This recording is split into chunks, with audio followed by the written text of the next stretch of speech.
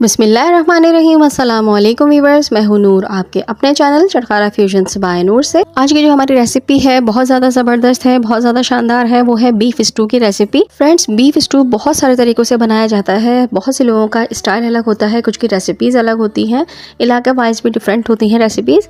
लेकिन ये जो रेसिपी जो मैं आपको बताने जा रही हूँ, ये बीफ स्टू की बेसिक और ऑथेंटिक रेसिपी है, जो अक्सर शादी में बनता है और होटलों में पकाया जाता है। तो चलिए फिर शुरू करते हैं। सबसे पहले हम कढ़ाई में तकरीबन हाफ कप से ज़्यादा तेल ले लेंगे। जब तेल गर्म हो जाएगा तो इसमें डाल देंगे हम कुछ खड़ा गरम मसाला, जिसमें एक दालचीनी की स्टिक, एक तेजपत्ता, 1 टीस्पून के करीब साबुत सफ़ेद जीरा, 2 बड़ी इलायची, 3 छोटी इलायची, 3 से 4 लौंगे, 5 से 10 जो है मैंने यहाँ पे काली मिर्ची ले ली हैं। आधा किलो के करीब मैंने यहाँ पे बीफ ले लिया है। मैंने बीफ बोनलेस लिया है, आप बोन्स के साथ भी ले सकते हैं। बोनलेस लेकर मैंने यहाँ पे छोटी छोटी इस तरह से बोटियाँ इसके कट कर ली हैं। ये तमाम गोश्त हम इसमें तेल में शामिल कर देंगे। इसको गरम मसाले के साथ हम इतना भूनेंगे कि इसका कलर थोड़ा सा चेंज हो जाए। फ्रेंड्स, स्टू की ये रेसिपी जितनी ज़्यादा आसान तरीके से बनती है ना, उतनी ही ज़्यादा टेस्टफुल होती है। बहुत यमी और बहुत ही जल्दी बन जाने वाली ये रेसिपी है। कुछ ज़्यादा नहीं करना पड़ता, क्योंकि इसमें तो हम तमाम चीज़ें इकट्ठे डाल देते हैं और फिर गलने के बाद सिर्फ गोश्त भुनता है और फिर स्टू हमारा तैयार हो जाता है। तो यही बेसिक रेसिपी है स्टू की। अगर आप घर की बड़ी दावतों पे भी स्टू बनाना चाहते हैं तो इसे ज़रूर ट्राई करिएगा। बहुत ज़बरदस्त रेसिपी है, कोई पहचान ही नहीं सकेगा कि आपने ये घर में बनाया है या फिर आपने होटल से ऑर्डर पे कह के बनवाया है। बहुत अच्छी बनती है। तो देखिए हमारा गोश्त कलर चेंज कर चुका है। अब इसमें हम दूसरे इंग्रेडिएंट्स शामिल कर देते हैं। 4 दरमियाने साइज़ की प्याज को मैंने स्लाइस में काट लिया है। बस आपने काट लेना है, ना पतला ना मोटा, बस इस तरह से आपने प्याज को कट कर लेना है और तमाम प्याज हम इसमें शामिल कर देंगे।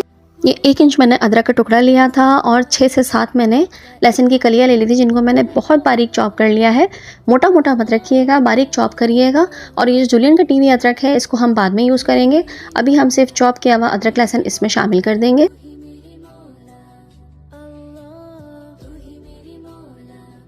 5 से 6 मैं यहाँ पे साबुत लाल मिर्चों का इस्तेमाल कर रही हूँ। साबुत लाल मिर्चों से ही हमारी इसमें तेज़ी आएगी।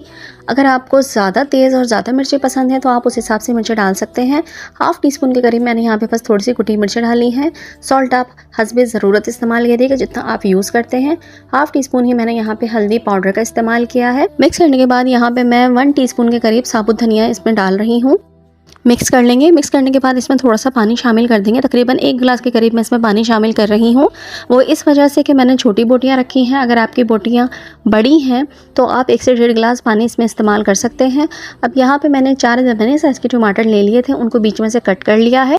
टमाटर को आपने इस तरह से हाफ बीच में से कट करना है और जो छिलके का साइड है वो आपने ऊपर रखना है और जो अंदर का साइड है वो आपने नीचे की तरफ रखना है। और इसे कवर करने के बाद 10 मिनट तक मैं इसको पकाऊंगी मीडियम हाई फ्लेम पर। ये देखिए 10 मिनट हो चुके हैं। 10 मिनट के बाद मैं कवर हटाऊंगी तो देखें ये टमाटरों के छिलके टमाटर से अलग हो चुके हैं। अब ये बहुत इजीली टमाटरों से रिमूव हो रहे हैं। यही वजह थी कि मैंने टमाटरों को नीचे की तरफ करके छिलके का साइड ऊपर रखा था।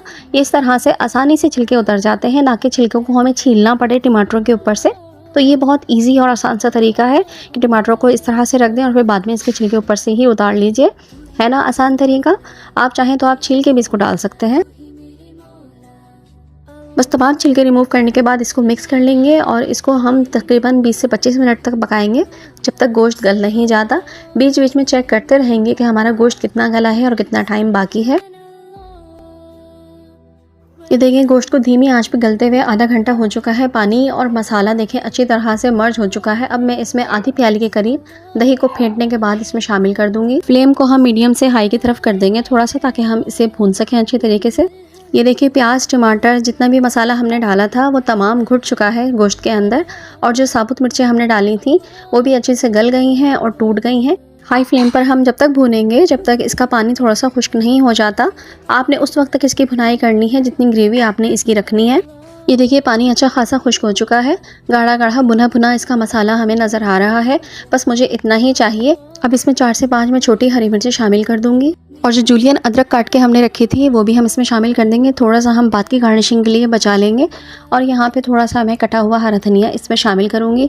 हरा धनिया से बहुत ज़्यादा मज़ेदार और बहुत ही लजीज इसका टेस्ट हो जाता है। इस वक्त पूरा घर महक रहा है स्टू की खुशबुओं से। क्या मज़ेदार से इसकी स्टू की खुशबू आ रही है।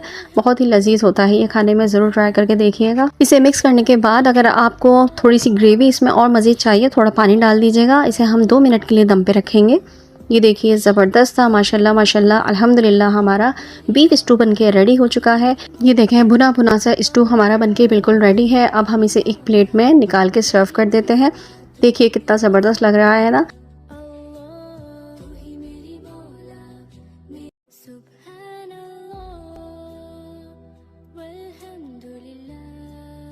अब जो थोड़ी सी अदरक हमने बचा के रखी थी वो इसके ऊपर गार्निश कर देंगे और थोड़ा सा हरा धनिया इसके ऊपर गार्निश कर देंगे। ये लीजिए व्यूअर्स, बीफ स्टू की सिंपल इजी और होटलों वाली रेसिपी आप लोगों को दे दी है। उम्मीद है आप लोगों को पसंद आएगी। वीडियो को लाइक ज़रूर कीजिएगा और सब्सक्राइब भी कर दीजिएगा चैनल को अगर आप मेरे चैनल पर नए हैं, और साथ में लगे बेल आइकन को भी प्रेस कर दीजिएगा। उससे मेरी हर आने वाली नई वीडियो आप लोगों को बआसानी मिल जाएगी नोटिफिकेशन की सूरत में। तो चलिए फिर इजाज़त दीजिए। नूर को अपनी दुआओं में ज़रूर याद रखिएगा। अल्लाह ताला आप सबके रिस्क में बरकत अता फरमाए और हम सबको नेकियां करने की और नेक रास्ते पर चलने की तौफीक अता फरमाए। आमीन सुम्मा आमीन। तो चलिए फिर इजाज़त दीजिए। अल्लाह हाफिज़, अल्लाह निगहबान।